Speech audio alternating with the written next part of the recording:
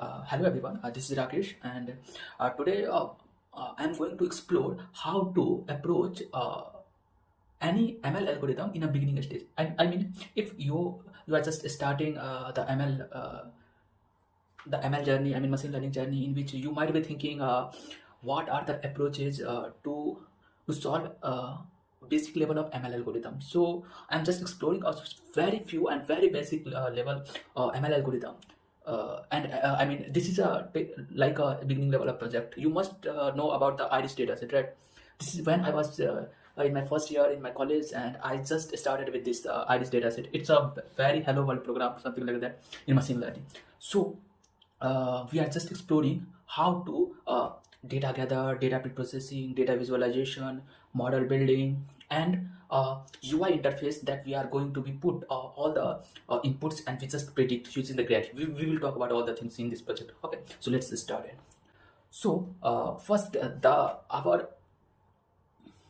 first our model or our project name is, of course, would be the predicting iris species with machine learning, right? A beginning guide, something like that. So first is what in any ML algorithm, first we need a data, right?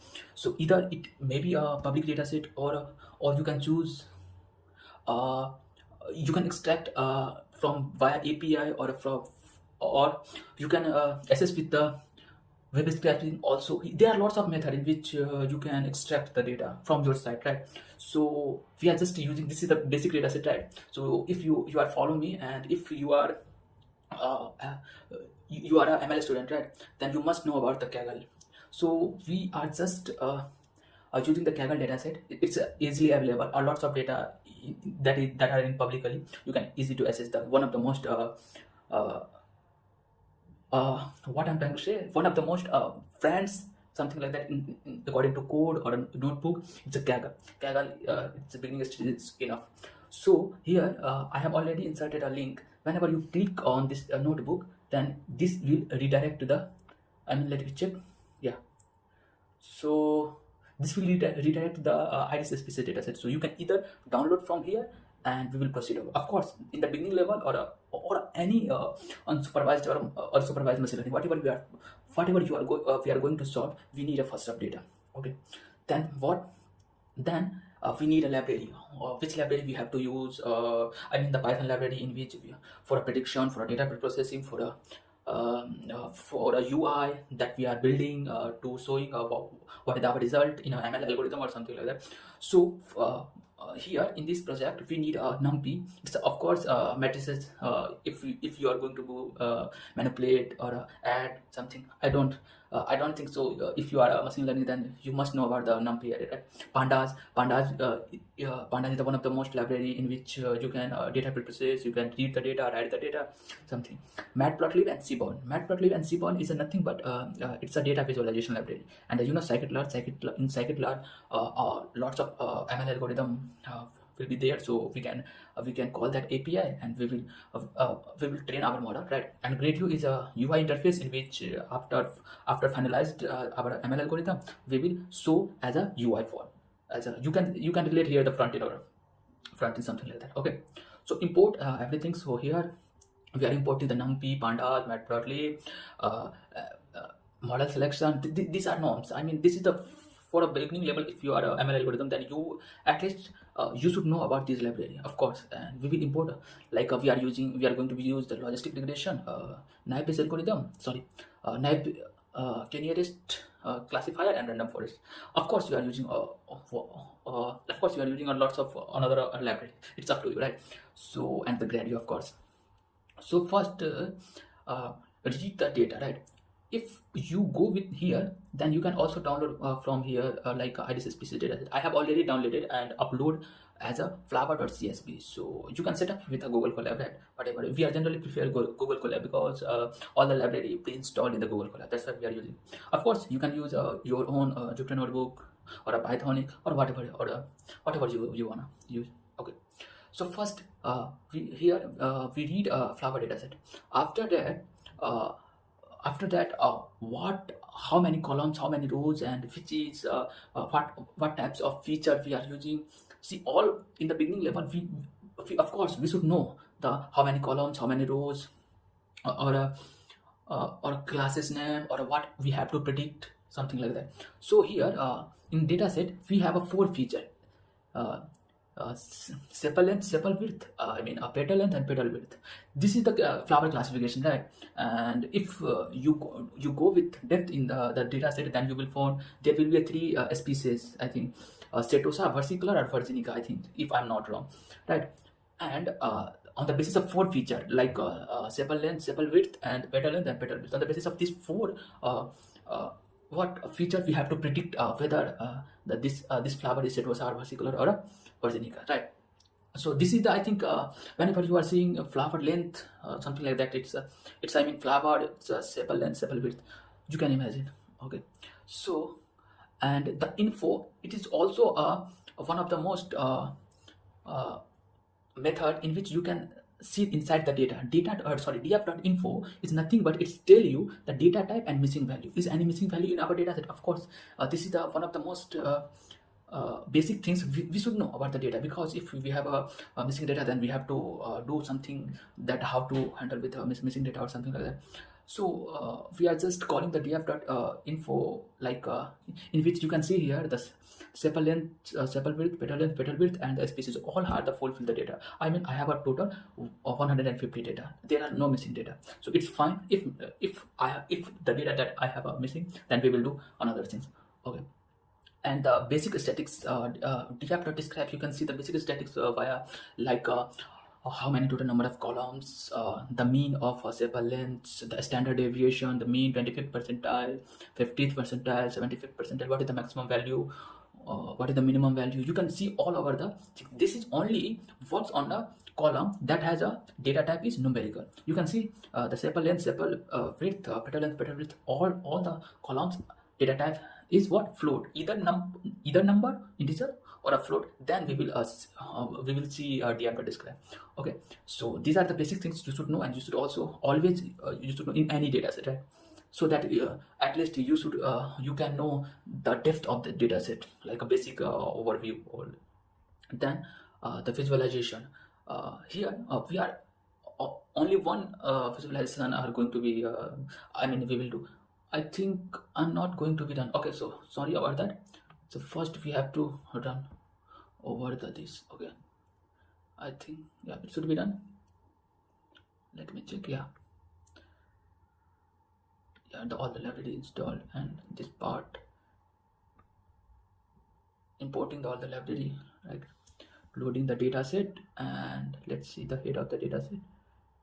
Okay, and the df info of the data set, and describe basic statics and min max or 25th percentile, and let's run with the visualization. Is it the pair plot is nothing but it's pick all the numerical data with all the features. I mean you have a 4 like you have a 4 number of feature, right?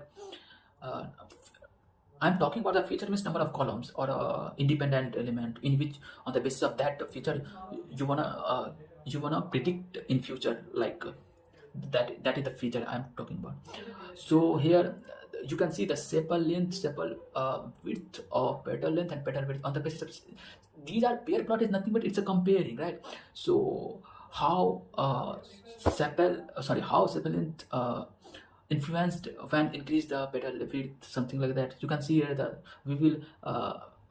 we can see here the linear combination. It's a how sepal width influence over the petal width. You can see here, you can visualize yourself, and you will see the lots of insight between the data. Of course, if you can't visualize the data, that means the trend of the data, the relation, the correlation of the data, you can't see. So it's a of course EDA, exploratory data analysis, the one of the most and a crucial part of the any machine learning algorithm, in which we have to visualize all the aspect of the data set. Okay, so after that like now we are prepare the data, right? So here we are using the species in machine learning domain. In any algorithm, if you are talking about the machine learning, if you are talking about the deep learning or whatever the AI based machine learning, the AI or a machine learning or a deep learning only knows what number. It's a number. But you can see here if you are going to be pick up one particular sample, then in species, here is the fuzzy color, it's a text.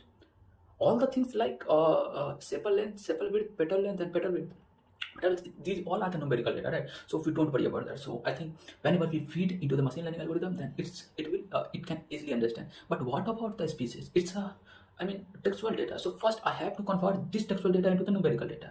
This will apply any, it could be a label, it could be a independent data, whatever. But whenever I have a data set in which rather than a numerical or a float data, any type of data we have to convert first, either in float data or a numerical data, right? So here, and this is the label, this is my target species, right? That's why we are using the label encoder.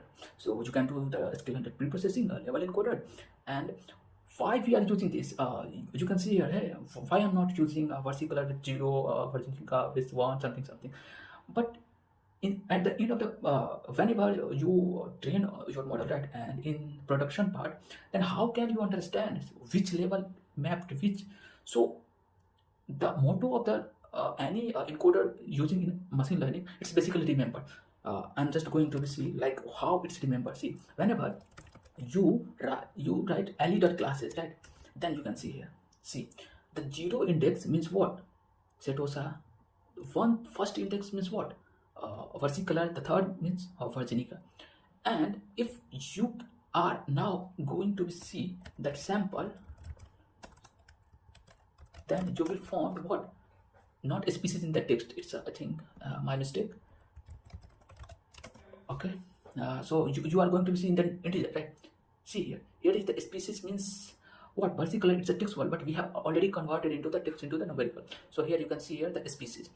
And what is this 2 means? So you can easily assess by this 0, 1, 2. It means these are the flower feature with second indices, and what the second indices indicate? Virginica. So this is nothing but a flower property with sepal length 6.9, sepal width 3.1, petal length 5.4, and petal width 2.1, and the species corresponding to what? 2, which is mapping the Virginica. That's it. This is the mapping, and we always use, I think, if we encountered any categorical data or textual data, whatever. So that's it. And after we converted all the data into numerical, then I think the preprocessing part will be done. There are also, this is the beginning level, right? There are also much preprocessing we will do in future. So now the next part is the data splitting. You might be thinking, what is the data splitting or something like that? So the data splitting is nothing but how many data you have to train, and how much your model is good, on the basis of what you have to you have to test over the data, right? So the first data is a large one as compared to test. First is the training data, and the second one is the test data. On the basis of once you have already trained your model, then you can find how good my data set, right? So this is the very basic. This is the train test split we will do.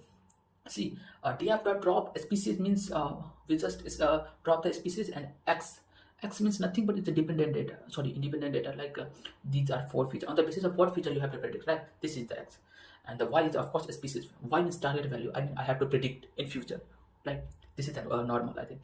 So here we use the train test split from a model selection, I think from sklearn, and we pass the x10 and y10, the test size. What should be the test size in future? Whenever we are just splitting the data. So here we assign the 0.1. 0.1 means 10% data is for testing, and 90% data for a training model. And the random state is equal to 42. It means whenever we run these code multiple times, then all the splitting should be same, because in some time we first run, then the data split another way, and second whenever we will run, then the data split it in randomly. So it's basically fixing the data. It's a random state, means all the times we will get the same data as compared to. So let's run over here and let's see the shape. You can see here the shape is 135. It's a trained data set, and the 15 is the test data set. You can see the 90% data will go in the trained data set in training, and the 90% data, and the 10% data is going to be the test. After that, whenever we splitting the data in needs, then we have to train the model, right?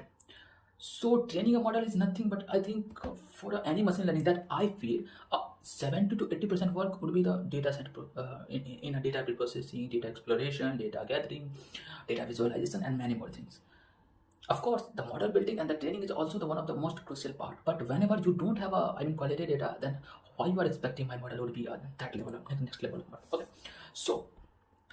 so here we just first use the logistic regression, and basically we have to first initialize the object of the logistic regression, and we want to just push. Why logistic regression? Because I have a problem. I have a problem with the classification. Then classification we will use the classifier. Then logistic regression is the binary classification. It's also about the multiple classification, because we have a three number of level. You can say the Setosa, versicolor, and virginica, I think. So once we created the object, then you have to fit means nothing but is the training the model, right? And X-train we have to fit, and Y-train. Basically this is the input, this is the output, this is the input, this is the output. We are just feeding all the number of rows, number of data into the training data set, right? And after, on the basis of that, our machine learning will learn and train. Basically learning and training. So here we are using linear regression also, and KNN is similar to the linear regression. It's a multiple classification. You have to mention the k-nearest neighbor, how many, on the basis of how many neighbors you have to predict. If you go with that, then it's a very long video. That's why I'm just exploring the overview. We are just taking k-nearest neighbor. So KNN model is already trained, and let's see the random forest. Random forest is a one of the most one of the most powerful machine learning algorithm. It's basically ensemble. So we will talk about in future. Like it's from this perspective, you can remember this is the ML algorithm. We are just feeding the X-train and Y-train, and our model will be A-train. So I'm just going to be done this, and after training the model, we are just evaluate how much accuracy we have. How much accuracy on all the three of data. We had already used the linear regression, k-nearest neighbor, and the random forest. Then we will see the how much accuracy of each algorithm. So here I have already write evaluation model, right? So here we are just going to be pass a model and model name, and you can see the accuracy, confusion matrices, and classification report. So first we pass over the let's see the how much accuracy of linear regression. It's a very simple, logistic regression, my mistake. So of course it's a 1%, 100% data, 100% accuracy. But in generally you will not find the 100% data, and if you will find the 100% accuracy, then there will be might be a overfitting. We will talk about the overfitting in future. Okay, so here the 100% accuracy in a logistic regression. Let's see the KNN. It's also, I think, 100%. Let's see in a random forest, it's also the 100% accuracy. So it's up to you whenever you are using. It's a very small data set. That's why we are seeing here the 100% accuracy. But generally we won't find this level of accuracy. And if we find it, then you might be there will be most chance that we are just going to be overfitted data, right? So after that, like see which one is best model, logistic regression or a KNN or a random forest. Of course these are all the 100% accuracy, so we will choose the most basic logistic regression from here, and we will predict within the interface.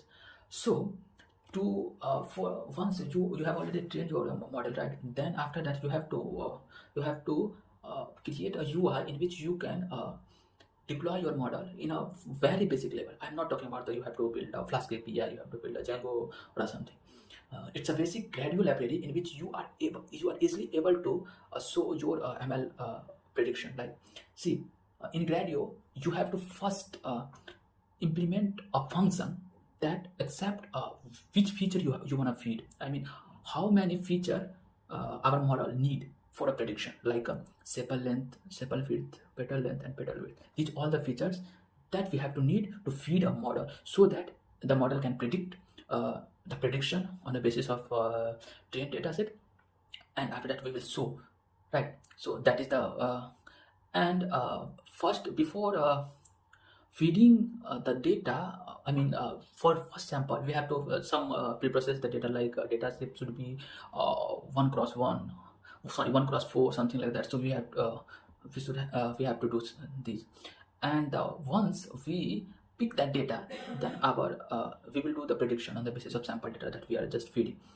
And once prediction will done, then you know what le.classes means, how the target value text that inside there. Then we are just going to extract over the text data, and we will produce the our model, which species our model will predict. So this is basically that wrapper function, you can see. In Gradio, you should nothing but you have to first import the Gradio, and in gr.interface you have to first do the prediction species. Means what? You have already created a prediction wrapper function in which you can pass here, and after that you just put sepal length, petal width, sepal width, petal length, and petal width, and you will find the corresponding prediction. And here we will do some examples. It's up to you. And how many number of classes is 3, and what is the input type? It's all the number. That's why we are just inserting all the number. We need a for feature like sepal length, sepal width, petal width, something like that. When we will run, then we will find one UI in which my mistake, wait a minute, we should run this part. I think we haven't run. Yeah, now I have to wait, and whether it's running or not, let me check. Yeah, wait a minute. Yeah, it's coming. So what we do, we just first show the random sample value with five rows, right? And we are just going to be predict whether it's right or not right. See it or okay. Yeah, see, the zeros index means setosa, first means versicolor, and second means virginica. So what we have to do, see, here is also a live button. You can share with your friends, with your teachers, whatever you want. So I am just going to be open in a new tab here, and see, the first input that we want to do is this one. You don't know what is this, but let's first predict whether it's predicting or not. See, the prediction is the virginica. Let's try another input data, like, see, we are using, let's see, this one, 128 indices. And what is the prediction? 2 means what? 0 1 2 means virginica. It should be predicted by our model is a virginica. Let's see. First we have to put over here. Okay, sorry, wait a minute, I'm just one by one. 6.9 3.2, 6.9 3.2, and what is the value? 5.7 and 2.3. 5.7 and 2.3.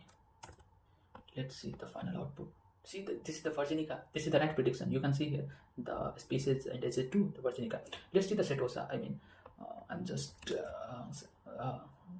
displaying the random value. Sample random value. You are just going to be. So let's see the first 5 point. We wanna just predict whether it's a setosa prediction or not.